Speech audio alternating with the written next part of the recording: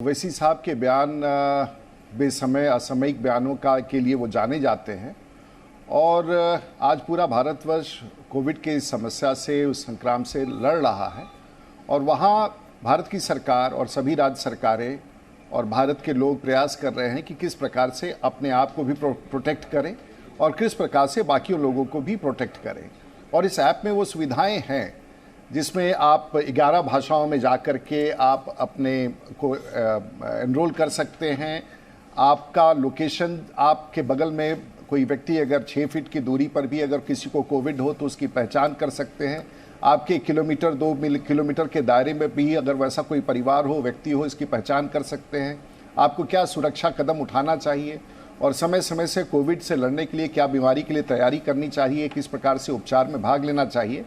अगर जान माल की सुरक्षा के लिए अगर कोई ऐप दिया जाए और उस पर भी शंका उत्पन्न करे और विशेष रूप से वैसे व्यक्ति जो जनप्रतिनिधि हैं और अगर हमारे बारे में, मैं अगर बीमार हूं और मेरे बीमारी के कारण अगल बगल का कोई व्यक्ति बीमार पड़ सकता है, पूरा समाज बीमार पड़ सकता है, तो उस पर आखिर में अगर ये जानकारी अगर पब्लिक में हो तो फिर इसमें किसी को कठिनाई किस बात का। ये बात अलग है कि ऐसे जमात के लोग जिनके बारे में हम लोगों ने पहले भी चर्चा की और उस पर मैं अगले आपके सवाल के बाद आऊँगा, लेकिन आखिर ऐसे विषय पर जो मेरी जान की सुरक्षा के लिए, मेरे परिवार की सुरक्षा के लिए, मेरे समाज के लिए है, तो उस पर आपत्ति का कारण का आधार मुझे कोई समझ में नहीं आ रहा है। उससे कश्मीर में 370 का धारा समाप्त हुआ और ये एक पैटर्न था कि अप्रैल लास्ट में, मई में और जून में ये जब पहाड़ों से बर्फ पिघलता है तो पाकिस्तान इन आतंकियों को भारत भेजता है, कर जाती हैं और ये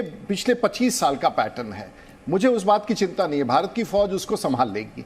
मुझे थोड़ा सा इस बात का चिंता है कि उसी दौरान फिर से पहली बार स्टोन पेल्टर्स वापस आए हैं और ये प्रामाणिकता के साथ पहले भी हम जानते हैं कि भारत के भीतर कुछ तत्व और पाकिस्तान के बड़ा तत्व आईएसआई जिसमें बड़ा हाथ है, वो उनको पैसे दे के स्टोन पेल्टिंग कराता है। आपने एक बड़ा अच्छा सवाल किया, क्या ये स्टोन पेल्टिंग का जो सिलसिला है, चाहे मुरादाबाद में या पुलवामा में जो पहली बार देखने को मिला है, सरकार इससे निपट लेगी, सरकार को कठिनाई नहीं है। लेकिन क्या ये पैटर्न जो पहले भी, क्योंकि फौज कभी भी इनोसेंट सिविलियंस पर गोली नहीं चलाती है, ये उसकी परंपरा नहीं है, उसका शिवैलरी नहीं है, तो ठीक है अभी आतंकवादी घुसे हैं, उनको मार गिराया गया, लेकिन ये स्टोन पेल्टर्स का लिंक जो भारत के भीतर और भारत और उस स्थान पर दिख रहा है, एक बड़ा चिंता का विषय है जो मुझे विश्वास है कि सरकार इसका छानबीन कर लेगी। आपने ये पहला सवाल था। इसके अलावा पता नहीं हमारे सुभाष राय साहब किसका नाम लेके कहाँ इल्जाम, कभी वो आरएसएस की बात कहते हैं, कभी बीजेपी की बात कहते हैं। आप किसी टेलीविजन चैनल पर जाके कुछ भी बोल सकते हैं, लेकिन राष्ट्रीय स्वयं से तारिक मीर भारतीय जनता पार्टी का पता नहीं, हमको नहीं पता है भाई साहब, हम पता नहीं ऐसा नाम निकाल के कहां से, पता नहीं आप कहां के विश्लेषक हैं, मुझे नहीं पता। मैं दिखाऊं 2014 पता नहीं, बहुत लोग चुनाव लड़ते, लेकिन नेता मुझे तो भारतीय जनता पार्टी के 18 करोड़। आप ये बीच में बोलते हो भाई साहब आप क्या बोलते हैं? सुभाष राय थोड़ी देर पहले मुझे बता रहे थे कि आप सही सुनते हैं, आप सही सुनते हैं ना सर, तो सुन लीजिए ना, प्लीज सुनिए, सुन लीजिए। सवाल भी पूछना है, जवाब भी नहीं चाहिए। पता नहीं। ठीक है राजीव प्रताप रूडी, प्लीज सर जल्दी बात पूरी करें, फिर मैं मौलाना नदीमुद्दीन का रुख करूंगी, प्लीज। हाँ नहीं, बस मैं यही कह रहा था कि 18 करोड़ कार्यकर्ताओं में भाजपा का मैं भी एक साधारण कार्यकर्ता हूं, ये कहां से टोपी के नीचे से नाम निकाल के लाते हैं, ऐसे लोगों के विश्लेषण पर मुझे बहुत भरोसा नहीं है। इसलिए जब भारतीय जनता पार्टी की चर्चा करे तो थोड़ा समझदारी से करे, क्योंकि ये टिप्पणियां आपके पक्ष में नहीं जाती है और आपके ज्ञान और अध्यात्म को जीरो कर देती है। तो मैं आपसे यही आग्रह करूंगा कि कभी भी बयान टोपी के नीचे से कोई नाम निकाल के मत फेंका कीजिए। और ये कल्पना के बाहर है कि आरएसएस का या भारतीय जनता पार्टी का सामान्य कार्यकर्ता भी इन सब चीजों में शामिल होगा और देशद्रोह में शामिल होगा। उसका पूरा परिभाषा, किसकी पृष्ठभूमि, कौन से राजनीतिक पार्टियां, किन राजनीतिक पार्टियों का किनके साथ कश्मीर में संबंध है, ये प्रत्यक्ष रूप से हम जानते हैं। इसलिए ये और आप उसे जानते भी नहीं। ये व्यक्ति जिसके बारे में आप बता रहे हैं, इसे 2018 में एक्सपेल किया जा चुका है। देखिए, जिस व्यक्ति का ये चर्चा कर रहे हैं, इनको ये भी नहीं पता है कि इसे 2018 में भारतीय जनता पार्टी से एक्सपेल किया गया। क्या इनको ये सुभाष राय को ये पता है कि इसका भारतीय जनता पार्टी से कोई ताल्लुकात नहीं है। तो मुझे लगता है कि अपना अध्ययन थोड़ा सा, 2014 में आपका प्रत्याशी और 2014 आप भी हमारे प्रत्याशी हो सकते थे अगर उस सब, और 2018 इस घटना के पहले उसे पार्टी से निकाल दिया गया है। 18 करोड़ की पार्टी में आपकी तरह दूध से धुला हुआ व्यक्ति तो हर कोई होता नहीं है।